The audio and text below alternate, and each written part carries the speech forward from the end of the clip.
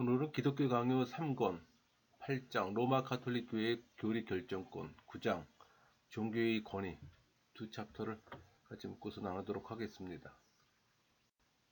8장 로마 가톨릭 교회의 교리 결정권.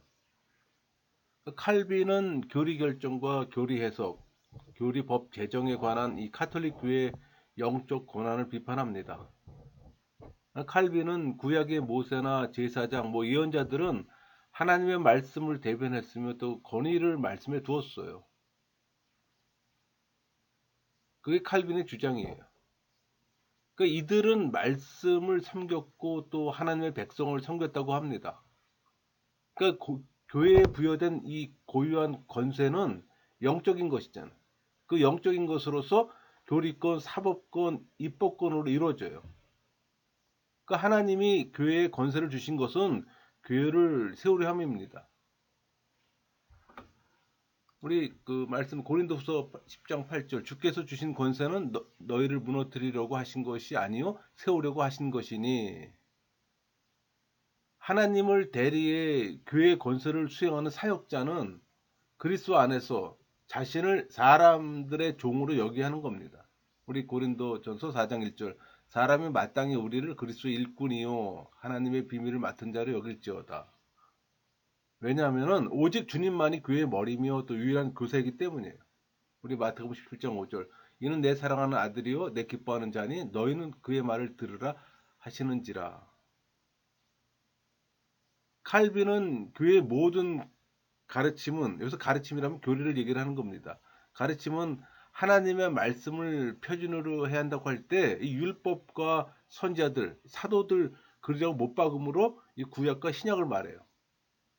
또 교리권은 교리를 전하는 권한과 그것에 대한 설명으로 또 이루어집니다.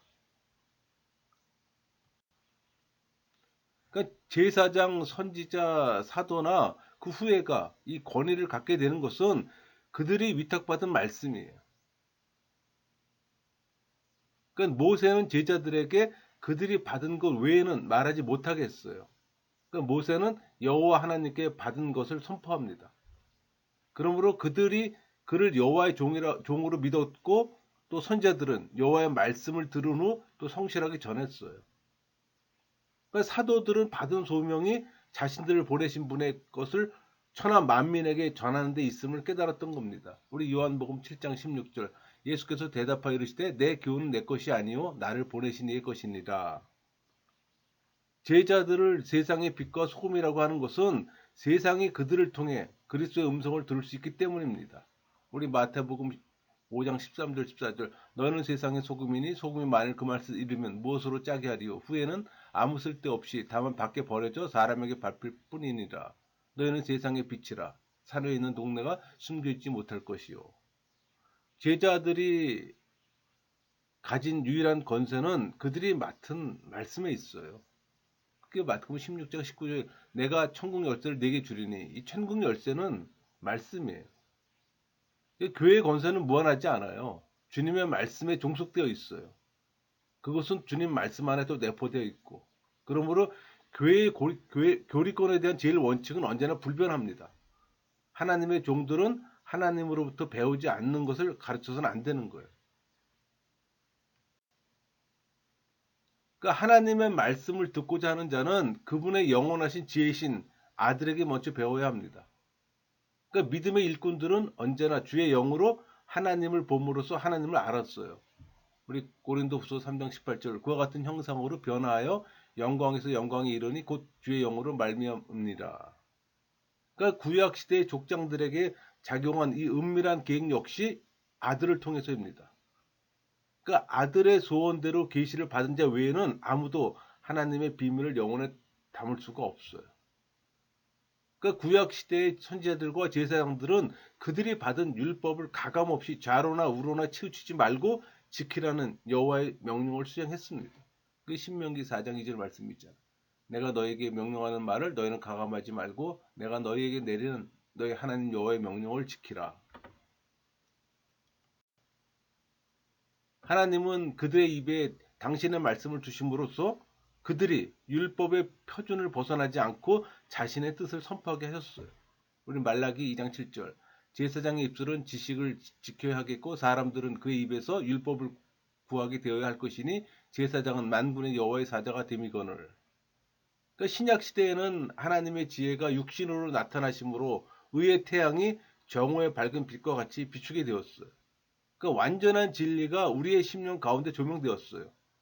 주님의 오심을 말세라고 부르는 것은 우리 사도행전 2장 17절 하나님은 말씀하시기를 말세에 내가 내 영을 모든 육체에 부어주리니 그때 이 그리스도 교리의 완전함이 육신으로 계시되었기 때문입니다. 우리 요한복음 4장 25절 그가 오시면 모든 것을 우리에게 알려주시리다. 주님께서 오셔서 모든 것을 우리에게 알려주셨어요. 우리 골로새서 2장 3절 그 안에는 지혜와 지식의 모든 보화가 감춰져 있느니라. 그분 안에 지혜와 지식이 다 감춰져 있습니다. 그러므로 더 이상 새로운 계시는 없어요. 오직 하나님만 참되십니다. 로마서 3장 4절 그럴 수 없느니라 사람은 다 거짓되되 오직 하나님은 참되시다. 그러니까 기록한 자와 전하는 자가 모두 하나님의 말씀을 하는 것 같이 해야 합니다. 베드로전서 4장 11절 만일 누가 말하려면 하나님의 말씀을 하는 것 같이 하고 그러니까 성도는 아들의 말씀에 복종함으로써 아버지께 영광을 돌리는 자리에 서야 합니다. 유일한 선생은 그리스도입니다. 그러니까 사도들은 명령하신 것만 전했어요. 사도들은 확실하고 진정한 성령의 필사자들입니다. 그들은 새로운 교리를 만들어낸 것이 아니라 그리스도의 말씀을 들은 대로 기록했어요. 우리 로마서 10장 7절 그러므로 믿음은 들음에서 나며 들음은 그리스도 말씀으로 말미암느니라. 칼빈은 성경 기록에 있어서 기계적 영감설이 아니라 유기적 영감설을 주장합니다. 그가 성경 기록자들을 성령의 필사자로 부르는 것은 하나님이 그들에게 친히 말씀을 불어넣어 주셨다는 이 계시 구술의 어떤 영감을 강조하기 위함이었어요. 여러분 성경과 하나님 말씀은 함께 역사해요. 성령의 지배를 받는 교회는 그래서 말씀에 종속돼야 합니다. 교회는 그리스도의 신부잖아요. 그리스도가 말씀하시기를 그치는 곳을 한계를 여기고 머물러야 하는 거예요. 성령이 교회 가운데 역사하기 때문에 교회가 제정하는 것이 말씀을 가름한다는 이 로마 카톨릭의 계변은 진리에서 아주 동떨어진 겁니다. 주님께서 성령을 보내셔서 자신의 가르침을 생각나게 하셨어요. 그 요한복음 16절 13절 말씀 있잖아요. 그러나 진리의 성령이 오시면 그가 너희를 모든 진리 가운데로 인도하시리니 그가 스스로 말하지 않고 오직 들은 것을 말하며 장래일을 너희에게 알리시리라. 성령의 내주하심이 그리스도 예수의 복음의 완성입니다. 주님께서 자유로 말씀하지 않으셨고 아버지께서 주신 것을 말씀하셨어요. 우리 요한복음 12장 49절 나를 보내신 아버지께서 내가 말할 것과 이룰 것을 친히 명령하여 주셨으니 그러므로 성령이라는 이름으로 하나님의 말씀을 가감하는 것은 금해야 합니다. 신명기 4장 2절 내가 너에게 명령하는 말을 너희는 가감하지 말고. 여러분 교회는 무고하지 않아요. 하나님은 또 교회가 교만해질 만큼 은혜를 베풀지도 않아요. 우리 에베소 5장 27절 자기 앞에 영광스러운 교회로 세우사 터나 티나 주름 잡힌 것이나 이런 것들이 없이 거룩하고 흠이 없게 하려 하심이라. 교회가 진리의 기둥과 터라고 불리는 것은 그리스도가 교회의 모든 것을 맡기셨다는 뜻이 아니에요. 주님께서 교회를 성결케 하셨으나 성화의 시작입니다. 끝은 그분이 오셔서 교회를 충만하실 때 이루어지는 거예요. 교회는 거룩하고 정결해요. 그러나 지상의 성도가 그러하듯 교회도 완전하지 못해요. 교회가 이러할진데 교회의 공회가 오류를 범할 수 없다고 주장할 수 있을까요? 그러나 로마 카톨릭은 지상 교회의 무호를 교황의 무호에 근거해서 주장합니다. 교회는 새로운 교리를 창출해낼 수가 없어요. 교리로 완전하게 할 만큼 말씀은 불완전하지 않으며 교리로 채울 만큼 부족하지도 않아요. 교리는 말씀의 진리를 체계적으로 고백하게 하는 이 가르침으로 작용합니다. 그러니까 로마 카톨릭은 하나님이 성도들이 감당하지 못할 것을 관습들로 교회에 주셨다고 주장해요.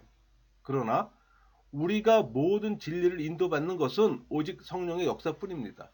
우리 요한복음 16장 13절. 그러나 진리의 성령이 오시면 그가 너희를 모든 진리 가운데로 인도하시리니 그가 스스로 말하지 않고 오직 들은 것을 말하며 장래 일을 너희에게 알리시리라. 하나님의 말씀은 성령 외에 어떤 다른 것으로 매개로 계시되지 않습니다. 그래서 로마 카톨릭에서 주장하는 교회의 무호, 교황의 무호 인정할 수 없는 거예요. 여러분, 교회의 권한은 교리권, 입법권, 재판권을 가져야 합니다. 교회가 교리에 대한 권세를 갖는 것은 교회를 견고하게 세우기 위해서예요. 만약 교리에 대한 권한을 잘못 사용하면 오히려 교회는 파괴됩니다. 그래서 많은 이단들이 나오잖아. 그래서 교회의 권한을 사용하는 자들은 그리스도의 말씀만을 들어야 하는 겁니다. 하나님이 제사장이나 예언자나 사도들 그리고 그들의 후계자들에게 권세와 영광을 주실 때 그들 개개인에게 주신 것이 아니라 그들이 임명된 직분에 주셨다는 사실을 기억해야 합니다. 그들은 주님의 말씀이 아니라면 한마디라도 자기 말을 해서는 안 되는 거예요. 목회자들이 강단에서 자기 복음을 선포해서는 안 된다는 얘기입니다. 사도들은 존귀한 칭을 얻은 사람이 있지만 그들도 역시 단 한마디도 자기 마음대로 자기 생각을 떠들어대질 못했어요. 그렇게 하질 않았어요. 심지어 우리 주님까지도 이렇게 말씀하셨어요. 우리 요한복음 7장 16절 예수께서 대답하여 이르시되 내 교훈은 내 것이 아니요 나를 보내신 이의 것이니라. 그런데 지금도 아직 하나님의 계시를 받았다고 하는 사람들이 있어요. 속이는 자들이죠.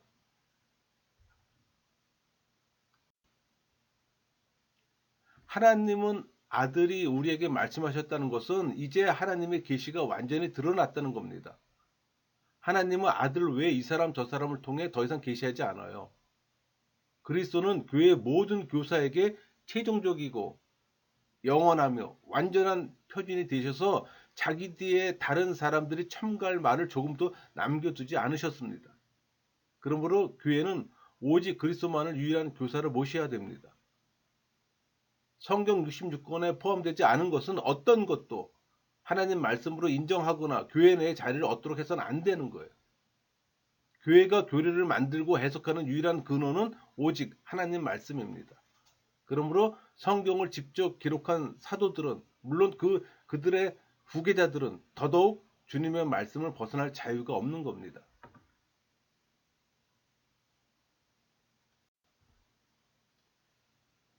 여러분, 하나님이 말씀을 교회로 하여금 안전하게 건강하게 보존되고 자라나게 하기 위함입니다.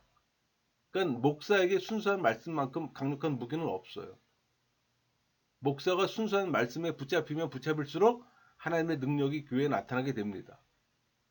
목사는 말씀으로 모든 세상 권력과 지혜를 주님께 굴복시키고 하나님의 집을 세웁니다. 사탄과 지옥의 권세를 이길 수 있는 이 견고한 믿음은 그리스도의 말씀뿐이에요. 그러나 카톨릭 교회는 말씀을 떠났어요.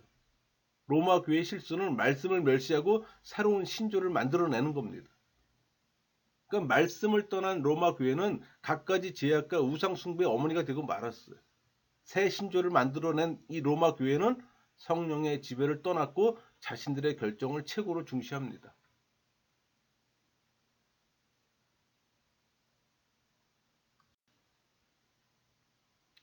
이 로마 카톨릭은 자기들의 교리를 만들어낸 다음 사람에게 그것을 믿으라고 강요했어요. 누구든 그 교리에 찬성하지 않으면 그를 그리스도인으로 인정하지 않는 일을 범했습니다. 그러니까 기록된 말씀보다도 교회는 교회 자체로 완전하다는 주장이에요. 그러니까 개인과 교회는 완전할 수가 없어요. 세상에 있는 동안은 허물투성입니다. 이 땅에는 완전한 교회가 있을 수가 없어요. 성령이 교회와 함께한다 할지라도 교회는 여전히 말씀에 매여 있어요. 또 성령은 말씀과 분리할 수가 없습니다. 그러니까 성령은 교회의 연약함을 고려해 자신이 교회에 주신 말씀에 스스로 매이기로 작정했어요. 성령은 반드시 주님의 말씀과 함께 또 교회에 내주합니다. 그러므로 말씀을 떠나 성령의 계시를 입에 올리는 자는 모두 자기의 어리석고 사악한 생각을 떠드는 거예요. 이렇게 8장은 마쳤고요. 9장 종교회의 권위. 칼빈은 종교회의들의 권위를 비판합니다. 칼빈은 이 종교회의들이 성경으로부터 멀어졌다고 생각했어요. 심지어 니케아 회의와 칼게톤 회의 역시 논쟁 과정에 목사들이 결점을 갖고 있었다고 비판했어요. 그 칼빈은 어느 종교회의 교리 결정이든 그것을 성경에 비추어 판단해야 하며 그 회의가 언제 어디서 모였고 무슨 문제로 모였으며 누가 무슨 의도를 가지고 무슨 말을 했는가를 우리가 다 알아야 한다고 말합니다. 그러니까 그리스도의 이름으로 모인 회의, 그리스도의 영이 지배하는 회의가 합법적인 교회 회의예요. 여러분, 교회가 당하는 무서운 재난은 목회자들에게서 옵니다. 그래서 목회자들을 잘 분별해야 합니다. 로마 교회는 종교회의를 이용했어요. 교회의 권위를 강조한 다음 그 권위를 고스란히 회의들에게 돌려 또 그리고 그 회의로 옮겨 간 그 권위를 그대로 로마 교황과 그 측근들에게 돌린 겁니다. 그러니까 교회 회의 권위로 교회 회의 권위가 교황과 측근의 권위로 이관된 거예요.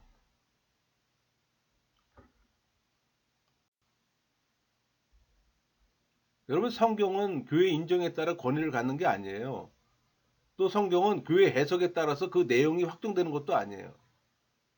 교회의 성경 승인권이나 성경 해석권이 성경의 권위와 진리를 담보하지 못합니다. 근데 로마 카톨릭 교회는 성경 승인권이나 이 성경 해석권을 통해 교회 전통을 성경과 동일한 권위가 있다고 주장했어요. 성경의 진리는 사람의 모임이나 의견에 따라서 결정되거나 해석되지 않아요. 모든 판단은 오직 성경 그 자체에서 나옵니다. 그러므로 아무도 성경에 기록된 하나님 말씀을 가감할 수가 없는 거예요. 신명기 4장 2절 말씀처럼 내가 너희에게 명령하는 말을 너희는 가감하지 말고 내가 너희에게 내리는 너희 하나님 여호와의 명령을 지키라. 하나님 말씀을 가르치지 않고 오히려 그 말씀을 자유로 해석하거나 가감하는 목자들은 맹인이며 무지하고 탐욕이 많은 벙어리 개들과 같다고 표현합니다. 우리 이사야 56장 10절 11절 이스라엘의 파수꾼은 맹인이요 다 무지하여 벙어리 개들이라 짓지 못하며 다 꿈꾸는 자들이요 누워있는 자들이요 잠자기를 좋아하는 자들이니 이 개들은 탐욕이 심하여 족한 줄 알지 못하는 자들이요 또 그들은 몰지각한 목자들이라 다 제 길로 돌아가며 사람마다 자기 이익만 추구하며 그들은 먹을 걸 찾는 우는 사자나 교활하기 그지없는 새 잡는 자의 그물이라고 또 표현했어요. 그러니까 흉악한 이리와 다를 게 없는 겁니다. 호세아 9장 8절 에브라임은 나의 하나님과 함께 한 파수꾼이며 선지자는 모든 길에 친 새 잡는 자의 그물과 같고 그의 하나님 전에는 원한이 있도다. 그들은 가르친다고 하나 거짓을 행하고 거짓 예언을 일삼는 거짓 선생 적그리스도입니다. 여러분, 교회 회의들이 꼭 지켜야 할 것이 있어요. 하나님 말씀입니다. 성경은 두세 사람이 모여도 주님의 이름으로 모이면 그곳에 주님이 함께 하시겠다고 약속하셨어요. 우리 마태복음 18장 20절 두세 사람이 내 이름으로 모인 곳에는 나도 그들 중에 있느니라. 어떤 교회의 몸이든 주님의 이름으로 모인다면 그 모임은 권위가 있고 힘이 있습니다. 그러니까 그리스도의 이름으로 모였느냐 아니냐가 그 회의가 진짜냐 가짜냐를 결정하는 거예요. 예수라는 명찰을 달아도 그 회의가 진짜인지는 그리스도 말씀으로 판가름합니다.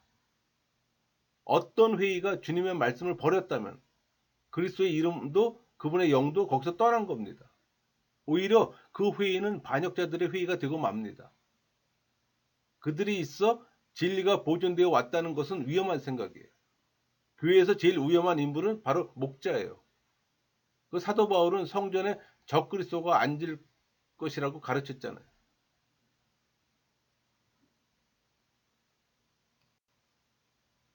여러분, 교회가 당하는 가장 무서운 재난은 교회 밖에서 오는 것이 아니라 교회 안에 있는 목자들에서 온다는 것을 알아야 합니다. 목자에 대한 분별력이 필요해요. 사람 중심, 이단 사상, 물질 규모 중심은 다 가짜입니다. 주님의 말씀을 떠난 겁니다. 심판이 가까울수록 악한 목자들이 교회를 차지하고 영광을 누리게 됩니다.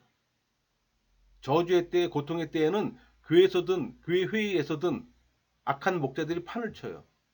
여러분, 11개 우리 아합이 소지했던 갈멜선 회의를 한번 생각해 보세요. 거짓 선지자가 850명이에요. 그 회의를 누가 주관했나요? 거짓의 영, 악한 영입니다.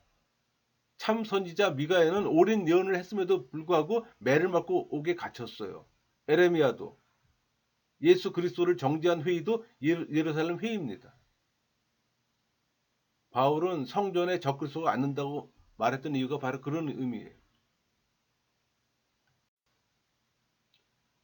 우리 그 에베소 종교회의에서 그 이단자 유티케스가 승리했어요. 오히려 참목자 플라비누스는 정죄되고 구타당해 결국 그 상처로 얼마 전에 죽었습니다. 여러분, 유명한 목사 이름 때문에 모인 수 때문에 회의의 영적 권을 인정해서는 안 되는 거예요. 모든 회의를 말씀으로 검증해야 되고 교회 회의를 전적으로 믿어서는 안 됩니다. 사람이 모인 교회 회의는 타락할 수 있어요. 우리 325년의 니케 회의나 381년의 콘스탄티노플 회의나 431년 1차 에베소 회의나 451년 칼게톤 회의는 거룩했어요. 그 이후의 회의들은 타락했습니다. 회의의 분위기는 악한 주장으로 압도당했어요. 우리 754년 콘스탄티노플 회의에서는 교회 성상 파괴를 결정했으나 787년 니케 회의에서 원상 복귀 결정하고 형상들을 숭배합니다. 그러니까 순수한 회의라고 인정되는 325년 니케 회의 때에도 서로 감정 싸움에 말려들어 공격하고 상대방을 비방하는 문서들을 잔뜩 만들어 콘스탄티누스 황제에게 올렸어요.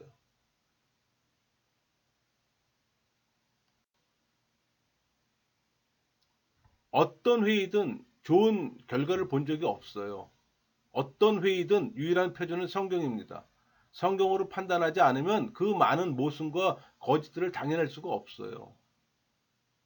성경은 거짓 선지자들을 삼가고 악한 예언자들을 믿지 말라고 경고합니다. 칭호나 이름으로 판단하면 안 돼요. 율법의 말씀이 있는가, 자로 우로 치우치지 않았나가 중요한 겁니다.